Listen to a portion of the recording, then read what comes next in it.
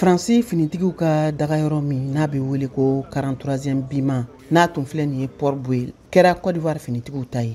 Nin baara yɛlɛma ninnu kɛra ni ɲɛnajɛ belebele dɔ ye min kɛra Côte d'Ivoire ani Faransi ka minisiri minnu sigilen don u ka jamana kɔmako ɲɛnabɔli kunna n'o ye Tene Brehima Ouattara ye, Faransi Sébastien Lecornu ni mɔgɔ fila bɛɛ lajɛlen tun b'a kɛnɛ kan. Côte d'Ivoire bandiri n'o ye Orange Blanche Vert o yangara nin yɔrɔ kofɔlen in na u ka pankulu jigiyɔrɔ kɛrɛfɛ Abidjan.